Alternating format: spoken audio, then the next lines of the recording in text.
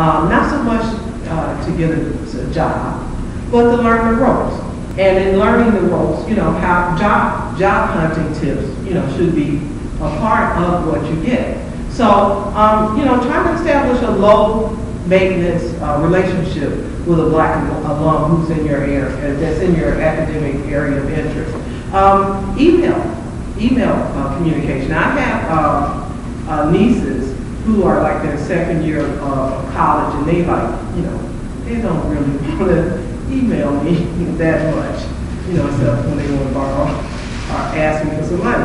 I'm like sending them emails and using full, complete sentences, and they're sending me these abbreviated, cryptic messages, and I'm like, oh my God, what are they talking about? And they just like can't wait to, okay, bye, see.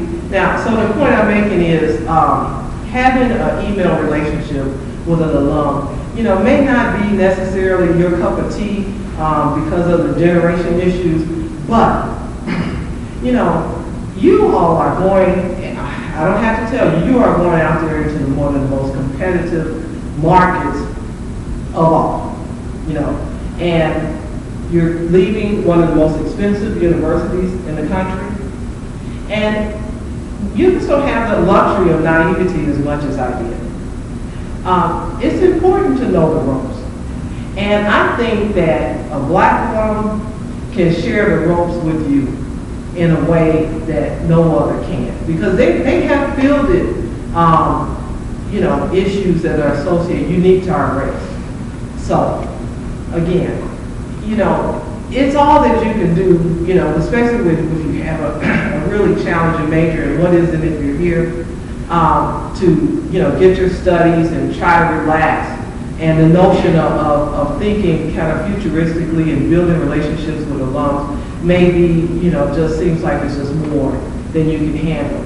But it's important, because you don't want to, be leaving here and then have to figure out where do I go next. It's good to have a sense of what's going to be out there. It's good to be one step ahead of your challenges. And that's why I'm suggesting that you build these relationships, you know what resources that are available to you. And if you ever find it too challenging to do all of the study, the research, the internet searching that's necessary to see really what's out there, well, these alum that you're talking about, who are they? Are these administrative staff that you're talking about, who are they? If that becomes too much of a challenge, contact the Black Alumni Society, contact me. We'll do the search for you. I'll make sure that you get that information. But at this point, you don't know what the state of the economy is. And it's very important that you all be as competitive as possible. And competitive is more than just, your classroom. Competitive is about doing the best possible in your classroom. And that's about knowing what resources that are out there for you. And it's also about making sure that you're gearing what you're doing now such that you will be the most marketable imaginable once you graduate from here, once you graduate from and go on to a graduate school. So that's really, I'm really recommending a level of aggression that I didn't always see. Now, what do y'all, give me some feedback. Is the 2010 typical Notre Dame student pretty aggressive and all the stuff I'm telling you is pretty much what you know, old school? What is that? Anybody? Because you're so internet savvy, the computer savvy. So, internet stuff that's second nature to you. Go ahead. I actually have a question that maybe you can speak on. I feel like, going back to your point about like reaching out for resources, I feel like sometimes there's this one side of the university that says, oh, we're here to help our students, come to us, and things like that. But then there's this other side where there's like this barrier that I feel like they kind of put up, like they have like it's almost like you have to go through several different people just to get to the dean, or just to get to that professor, or you have to work around their schedule and things like that. So how do we foster those relationships with the professors and things and get that help when it's like you're saying one thing, but then what comes out of it is another one? Like, how do we break that wall to get their attention. You don't take no for an answer. And if your efforts, you're having just too much trouble, you contact the Black alumni. You know, it's just as simple as that. There's too much, it's too much work. You just don't take no for an answer. And if the professor is not accessible enough, go to the department head and share that concern. It's not so much ratting someone out, but just share with the department head that you're having some difficulty connecting with the professors and you need some input and get their advice. Professors are people too. Some of them are not particularly good people, people persons, and they're not as accessible as they should be. I was having difficulty in the class here with the professor, and I went and talked with I think it was the department head, and he was like, okay, I want you to get out of that class. That's what he told me. Was it because the professor said? No comment. He's like, I was like, I said, I got this grade, I don't understand it, and I can't imagine. It was I can't remember what the topic was, but it shouldn't have been a challenge for me. And he told me, okay, let's get you out of this class.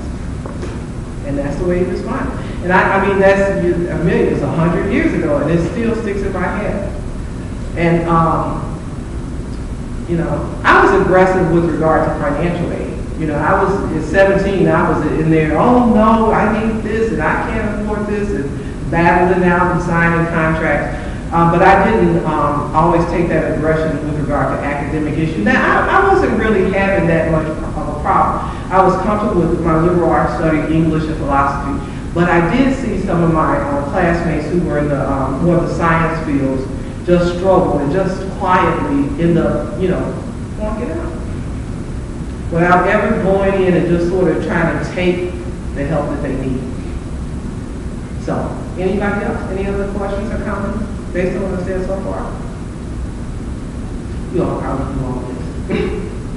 Okay, let me tell you about a topic that I've been pitching recently, started pitching to Black student organizations. The topic is about the extinction of Black lawyers as civil rights activists.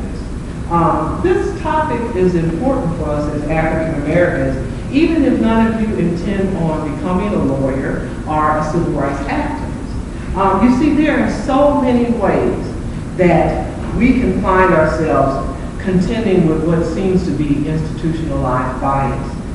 You don't have to be looking for it, and you don't have to fancy yourself to be some Thurgood Marshall incarnate, but I have a dream written on your shirt. It just happens. Let me give you some examples. Let's say you're related to a young man who drives or walks through a community that intensifies law enforcement in response to blacks. That can happen. It may not be you, but it could be someone in your family. Say you find yourself in a legal dispute with a particularly powerful person or company. There's a good chance that all of you all are going to be the better half of a power couple. Someday when you're at the phase of marriage. And we have some married students. A group of women lawyers that I know personally out of New Hampshire, they found themselves getting the proverbial short end of the stick upon divorcing their husbands who were all judges. Okay, so unfortunately, a relatively common event in life, the dissolution of a marriage, brought them to encounter institutional bias. Bias in effect on the part of the judges in favor of their colleagues, to the detriment of their wives. So it happens. I know of a Black woman doctor. She's a triple Ivy Leaguer. I don't know, I think Brown, Princeton, I'm not sure, at Harvard. I think it's Brown, Princeton, and Harvard. And she found herself in difficulty because she challenged a controversial community development and won. The point I'm making is once you start living life you can find yourself dealing with institutional bias. And as African Americans, if not us personally, our family can find themselves dealing with institutional bias. So I could give more examples of law-abiding people who found themselves needing to champion civil, constitutional, and human rights, even though before then, before some regular life incident, that really wasn't their cup of tea. People in that predicament, they're part of my world. You know, that's who I'm interacting with. And they find it difficult to impossible to secure and retain affordable, competent, loyal attorneys, you know, who be willing to take these cases. And so what I do, and I'm not doing it tonight, but what I do in the presentations that I typically make to Black Student Associations is I talk about some of the causes of this difficulty. You know, that when you're finding yourself dealing with what I call institutional bias, it could be based on race, but it could be based on other factors, like, for example, the women lawyers who were divorcing husbands who were judges. But I deal with some of the reasons why that happens in my presentation.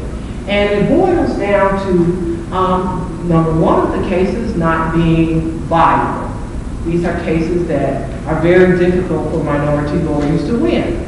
What happens is so many of them end up getting thrown out of court without a jury trial. And next week I'm going to Emory University, and there's going to be a stellar panel of lawyers and members of Congress who are talking about the difficulties in winning civil rights cases based on some recent Supreme Court rulings. So one of the reasons why Black lawyers are essentially esteemed as civil rights activists is that these cases are difficult for them to win. Another basic problem was what's called a culture of quiescence in the legal profession. And basically, that is just a sense among legal professionals that is taboo to challenge government and be critical of government. And that there can be negative consequences associated with doing that. So that's another reason why you're finding less and less Black lawyers being part of civil rights activism. Another problem that we're dealing with is the ease in which disciplinary processes can be misused in order to stifle lawyers who are particularly critical of government. And finally, there's a lack of adequate legal protection, what's called effective anti-retaliation law, for those who combat institutionalized misconduct. All these dynamics contribute to what I would describe as the extinction of minority lawyers as civil rights activists, but the problem goes beyond race issues. A group I help administer is trying to engage undergraduate and graduate students in topics, some of the topics I've referenced by explaining how these topics impact you now. Okay? Because no matter how graphically I describe violations of rights, it's easy to see them as something that happens to other people, particularly when you're a student. Okay? Our goal is not so much is to get you to walk in someone else's shoes, but to understand that when there's serious systemic and systematic misconduct, and people who attempt to expose that misconduct, are suppressed. That compromises your future. Our nation, as you know, our economy, the world, it can only tolerate so much waste, fraud, and abuse before it starts experiencing collapse. Unchecked waste